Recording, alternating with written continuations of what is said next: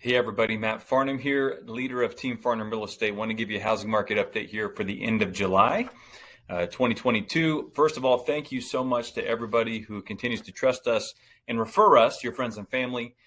Because of your trust in our team, you have all indirectly made an investment into the most vulnerable population here in Las Vegas through our partner, the Hub LV. We just were able to donate another, I think it was $3,400 for the second quarter.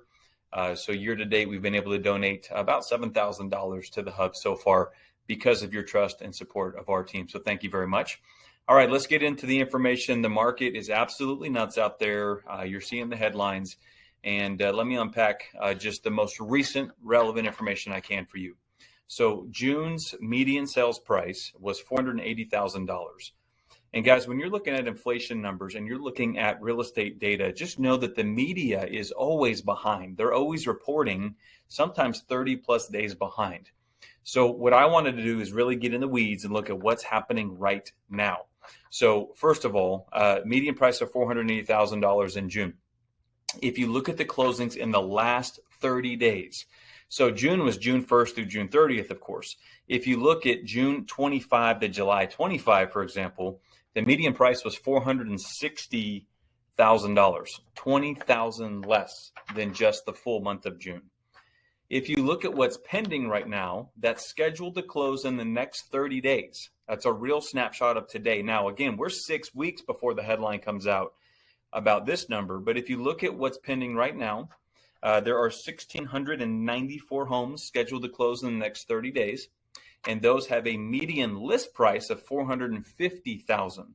So if they close at full price, we will have gone from $480,000 to $450,000 in 2 months. Okay, that's a 8% or so price decline in just 2 months. The 1,694 homes that are scheduled to close in the next 30 days. Now, keep in mind, not all those will close. There will be some fallout. So, just be prepared for that number. But if they all close, that's 57% of the closings that we saw on average between February and June.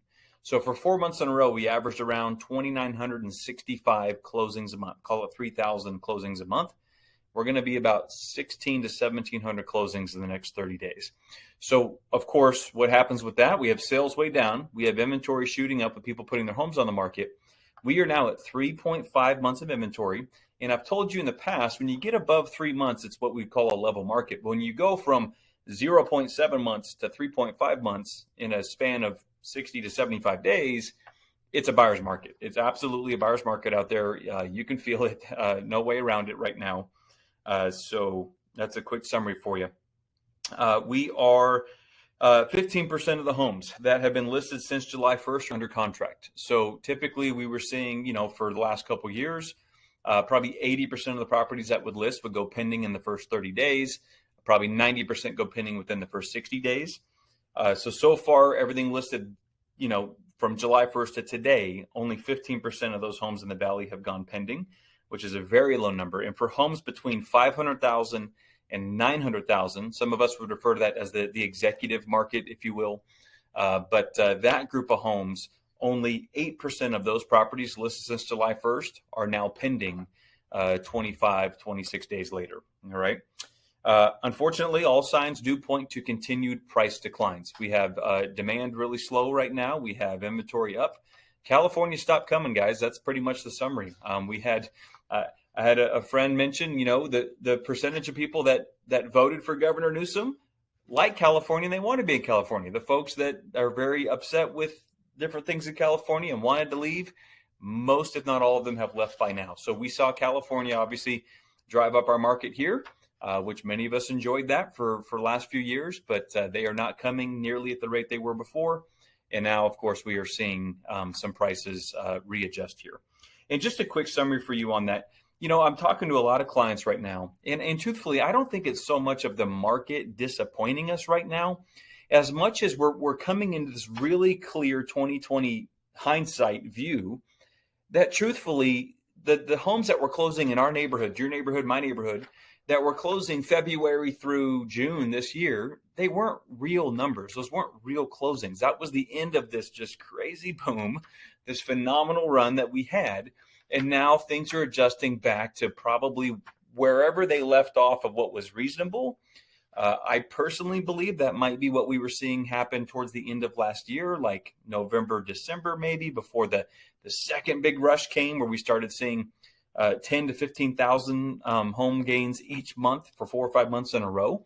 That's what I think we might see, which means, if the market's already come down around 8%, again, I'm 6 weeks ahead of the headlines, we might have another, 4 or 5% to go before things maybe start to kind of level off and get to where they were towards the end of last year. You know what? I don't have a crystal ball. We'll find out. But that's my feelings as of right now.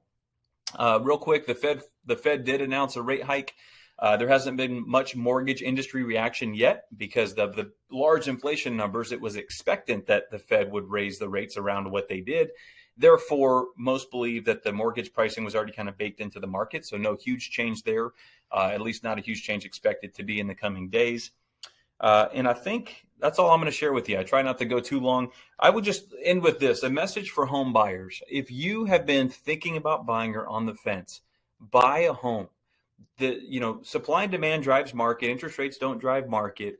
If you find a home you love, buy it. Now is the time where you're not going to be competing, most likely, unless it's a super hot property. But you can negotiate the terms you want, get concessions, get your interest rate bought down, get the terms you want basically on your wish list and your agenda.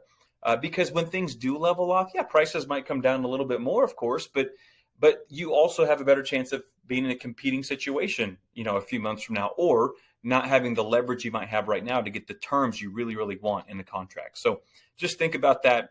Find a home you love and go buy it. You don't wait to buy real estate. You buy real estate and wait. Yes, that's cheesy. It's one of my very few real estate cheesy terms I get to say, but it's true.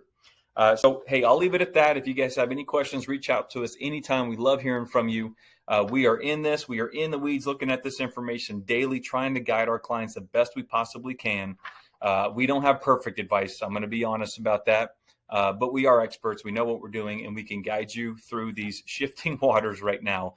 And I've said it before, who you work with matters, but in a shifting market, who you work with really, really matters.